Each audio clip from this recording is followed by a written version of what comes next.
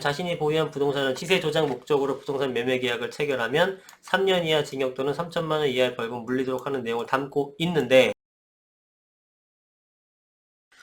네, 안녕하세요. 반갑습니다. 이승훈 소장입니다. 자, 지금 집을 구입하기가 굉장히 어려운 시점입니다. 가격도 많이 올랐지만 알뜰살뜰 집을 구입하려고 돈을 모으신 분들도 대출이 막혀버리면서 구입하지 못하는 분들도 많습니다. 그래서 무주택자 옥죄니 괴롭다 이런 얘기가 나오는 거겠죠. 수도권 아파트에서 22%, 5채 중에 한 채는 9억 원이 넘었습니다. 자, 그래서 무주택자 옥죄는 정책들이 이렇게 나와 있어요. LTV 제한 40%를 제한이 되고 있고요.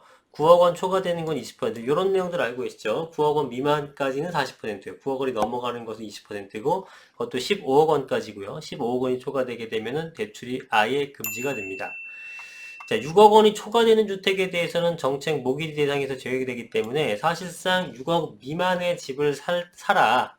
예, 6억 미만의 집을 살 때만 어느 정도의 대출이 되는 거고, 그렇지 않으면은 상당히 자기 자본이 많아야 된다. 그래야지만 집을 살 수 있다는 그런 모습을 보이고 있죠. 그러다 보니까 현금 부자만 집을 사는 거냐? 이런 불만이 터져버릴 수밖에 없습니다.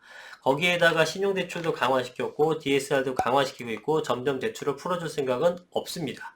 그런데 그 와중에 분양가가 시세의 90%까지 상승을 하고 있고요. 전월세 보증금으로 잔금 치르기 불가하죠. 왜냐하면 전월세 금지까지 발의가 되고 무조건 네가 실거주해라 라고 바뀌어버렸기 때문에.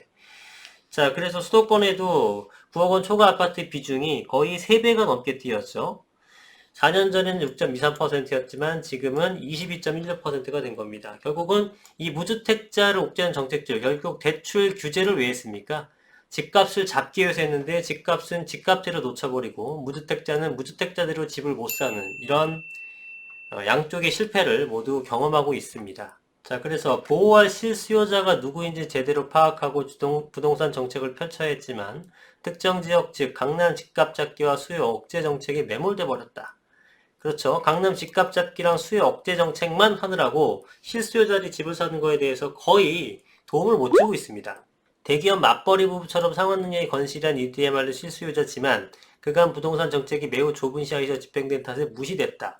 지금 대기업 맞벌이 부부들도 집 사기가 굉장히 힘듭니다. 왜냐하면 소득은 일반 분들보다 좀 높긴 하지만 자산 가격 상승이 워낙에 크고 거기에다가 저금리를 이용해서 대출을 이용해서라도 집을 사고 싶은데, 왜냐하면 이런 분들은 현금 흐름은 좋은 편이잖아요. 그래서 대출을 어느 정도까지 받아도 충분히 상환 능력이 있는 분이라고 볼 수 있는데 그런 걸 떠나서 아예 LTV를 막아버렸죠. 대출 자체를 규제했기 때문에 이런 분들이 집을 살 수 있는 그런 사다리를 걷어차버렸다라는 겁니다.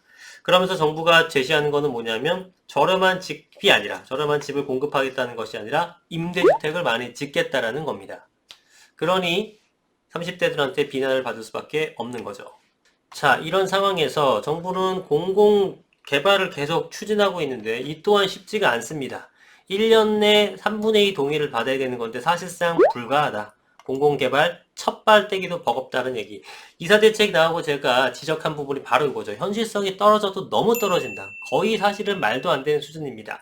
지금도 못 믿는 분들이 많겠지만 이사대책은 시행될 수가 없는 그런 정책들만 열거해 놓은 리포트에 불과합니다. 될 수가 없는 부분이에요. 3분의 2 동의가 없으면 사업이 취소가 되고. 그래서 그런데 지금 전 장관 뭐라고 얘기하시냐면 시장 과열이 관망세로 돈다고 합니다. 문재인 대통령 생각이 나네요. 문재인 대통령도 한참 가격이 오를 때 시장이 전반적으로 안정화되고 있다라고 얘기를 했죠. 그렇죠? 그러나 그 이후에 또 미친 듯이 올랐고 어쩌자고 이렇게 지금 말장난을 하는 건지 잘 모르겠습니다. 몇 주만 지나면 알 수 있는 부분인데도 계속 이런 말로써 사람들을 안심을 시키는 건지 순간적으로라도. 현재 토지 등 소유자 10% 동의하면 예정지구 지정이 가능하고요. 또 각 구청에서도 제한으로 할 수 있습니다만 1년 안에 그 소유주의 3분의 2 이상의 동의를 얻어야 됩니다. 이게 사실상 불가능하다. 제가 누차 얘기했지만 3분의 1만 받아도 기적이다. 3분의 2는 사실상 불가능하다라는 거죠. 현장에서 주민 동의를 받는 작업을 하다 보면 상속으로 지분이 10여 명에게 나뉘어 있거나 해외 체류에 연락이 닿지 않는 경우가 부지기수고 제한 물건이 설정돼 은행 등의 금융기관의 의사결정을 해야 할 상황도 있다. 그러니 이런 걸 1년 기간 내로 되느냐? 안 된다는 겁니다.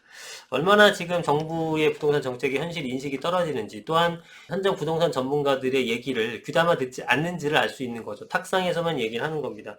1년 내에 3분의 2 동의를 어떻게 봤습니까? 변창흠 국토부 장관 이날 여러 지표를 통해 그간 과열 양상을 보였던 매수세가 전반적으로 관망세로 전환되고 있다고 밝혔습니다. 참 그러네요. 자, 그런데 이 상황에서 호가를 높이면 징역이 3년, 부동산 감독원 역할 놓고 우려 확산. 이게 시간은 조금 지난 기사인데 그때 제가 다룰까 하다가 다루지 않았었는데, 지금 무주택자를 옥죄고 있고요. 대출을 꽉 묶어서 집도 못 사게 하고, 사실상 얘네가 추진하려는 이사 공공대책도 거의 실현 불가능한 상태가 됩니다. 그렇죠? 그러니까 불만이 많을 수밖에 없죠. 네, 호가를 높이는 행위를 한다라고 하게 되면은 규제를 합니다. 그러니까 온통 규제밖에 없어요. 주변 시세에 비해 매물을 높게 매물을 내놓거나 매매 계약을 체결할 경우 옥살이를 할 수도 있다는 내용을 담고 있다. 진성준 더불어민주당 의원은 부동산 거래 및 부동산 서비스 산업에 관한 법률 제정안을 대표 발의했다. 이 법안은 진선미 의원 등이 공동 발의했고 정부와도 협의를 거친 상황이다. 그래서 부동산 거래 분석원을 설치하는 것을 주골자로 하는데, 이것은 지난해 초 출범한 임시부서인 부동산 시장 불법 행위 대응반의 상위부서다. 계속 규제하는 것만, 시장에 놔두지 못하고 어떻게든 규제하는 것만 생각하는 조직입니다. 우리나라 현재 정부는. 그래서 개정안에 따르면 자신이 보유한 부동산은 진정한 거래 의사 없이 거래 체결 가능성이 희박한 호가로 정보통신망 등에 올리거나 시세 조작 목적으로 부동산 매매 계약을 체결하면 3년 이하 징역 또는 3천만 원 이하의 벌금 물리도록 하는 내용을 담고 있는데, 국토교통위 전문위원이 작성한 검토 보고서에는 진정한 거래 의사나 거래 체결 가능성이 희박한 호가 등의 개념이 너무나 모호하기 때문에 이거를 구성 요건 충족 여부를 판단하기가 어렵다는 겁니다. 여러분들 상식적으로 생각해 보세요. 진정한 거래 의사 없이 거래 체결 가능성이 희박한 호가, 이거를 누가 기준을 정하고 누가 그거를 판단을 합니까? 진정한 거래 의사가 있었는지 없었는지는 본인만이 알죠.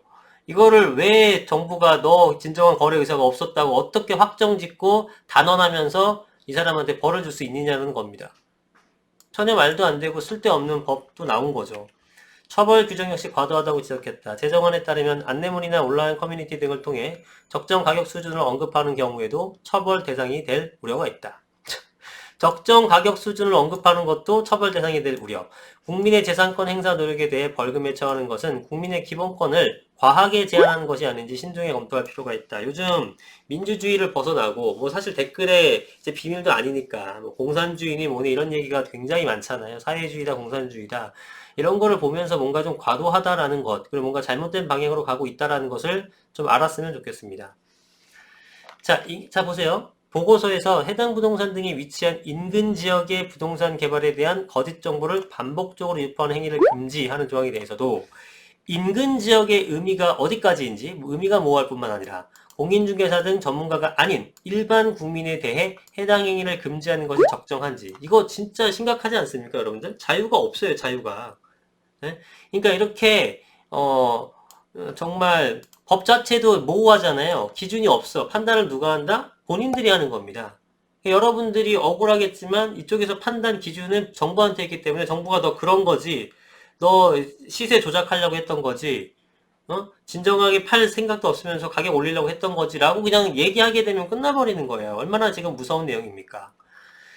그래서 개인의 금융, 범죄 정보까지 들여다볼 수 있는 감독원이 출범하는 가운데 관련 처벌 규정을 강하게 잡은 것은 시장 경직을 더욱 강하게 일으킬 수 있고 시장 원리에 위배되는 내용을 어느 정도 담고 있다고 할 수 있다. 굉장히 이 교수님도 완곡하게 표현을 했지만 어떤 얘기를 하려고 말씀하셨던 건지는 알겠죠. 예, 반시장적인 행태를 보이고 있다는 겁니다. 예, 정부가 어디까지 이렇게 마이웨이로 달릴지 겁이 납니다. 겁이 나. 네. 오늘 영상 여기까지 하겠습니다. 감사합니다.